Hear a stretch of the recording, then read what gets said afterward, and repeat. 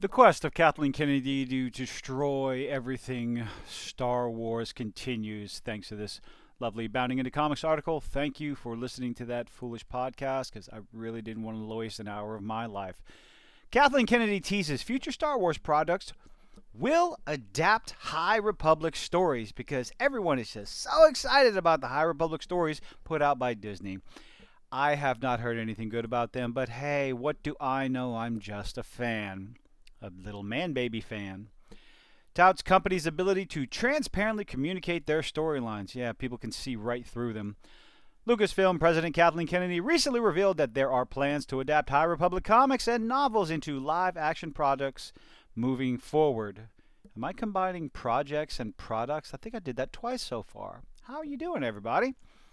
Kennedy made an appearance on Entertainment Weekly's Dagobah Dispatch podcast, an hour long of wasted life, where she was asked, "You've had a huge book initiative." Kathleen Kennedy had a massive library of books that she could have picked from, but decided to ignore them and claim they didn't exist.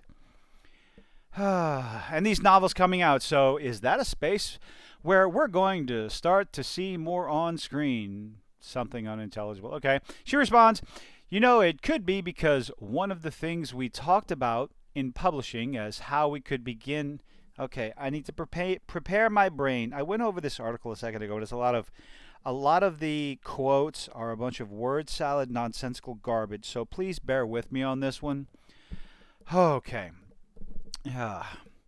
It could be because of the things we talked about in publishing was how we could begin to incubate certain ideas.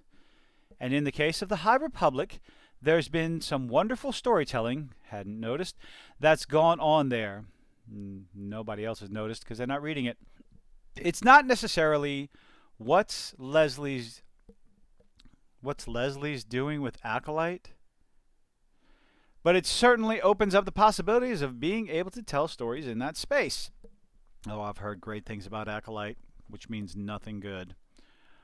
In contrast, Kennedy was also asked about potentially adapting Cal Kestis and the Star Wars Jedi video game into live-action film or TV series. She asked, quote, "I've seen a lot of chatter online about it. It could be really interesting. Heaven forbid you give the fans something interesting, something they want to see on the big screen. No, you want to give us more Rey, and more Rey. It's not something that's front and center right at the moment because heaven forbid a good idea pass through your hands." The article continues.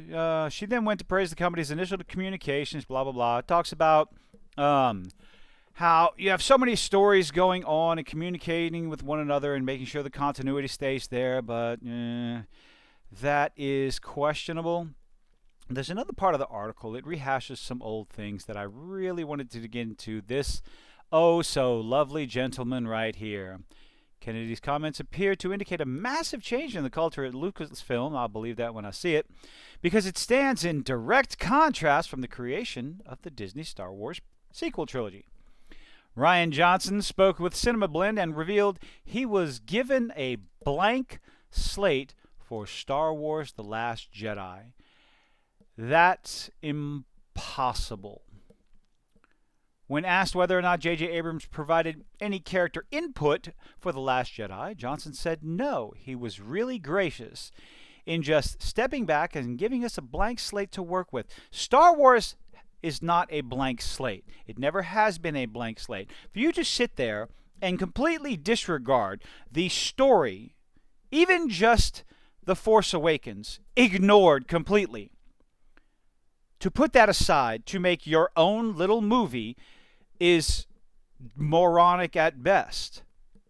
Star Wars is not a blank slate. It has established characters, rules, lore, all those nifty things. And Rian Johnson stepped in, they gave us a blank slate, and just flushed it all down the toilet with astounding results. $2.3 million down to $2 million to barely cracking $1 billion. I said million, I meant billion. I hope you understand what I mean.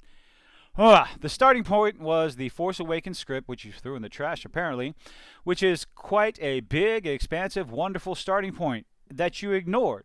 You just disregarded all the hints and tips and tricks and everything from that one movie and just went, I'm going to do whatever I want to. Let's kill Snoke.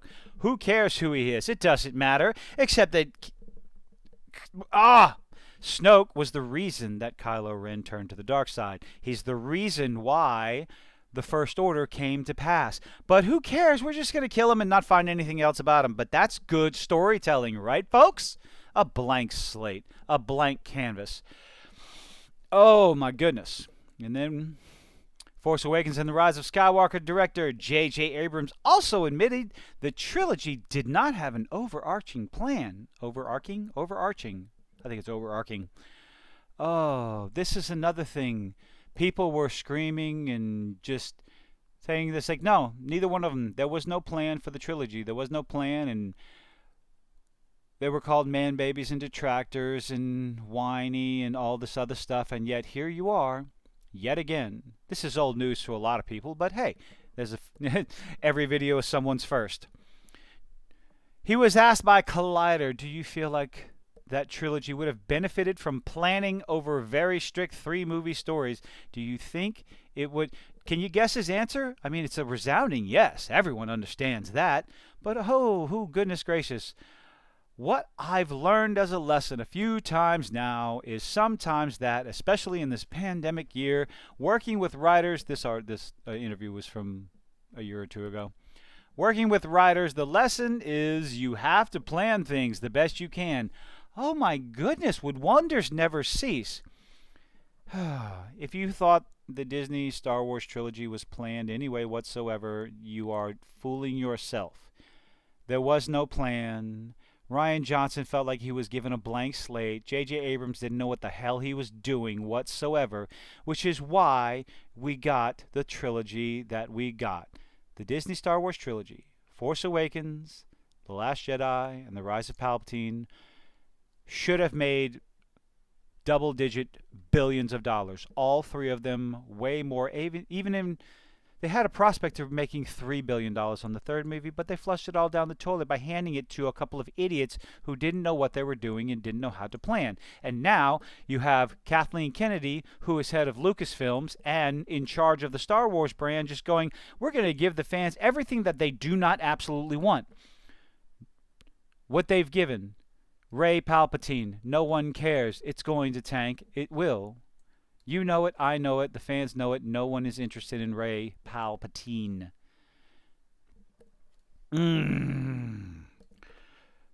What else are they going to give us? Oh, more. I forgot what it's even called. The High Republic. Wow. This is how much I've almost checked out on Star Wars. I'm going to sit back and watch the original trilogy, the prequel trilogy, the older shows, the classic shows, the ones that were made with actual love, passion, and care. The Disney, they see it as a cash cow, put out whatever story they want, and the fans will flock to it and just throw money, throw money, throw money. But are you excited for the High Republic? I bet you can't wait. Let me know what you think in the comments. Leave a like, leave a dislike. I appreciate it you making it this far nonetheless. Have a good night.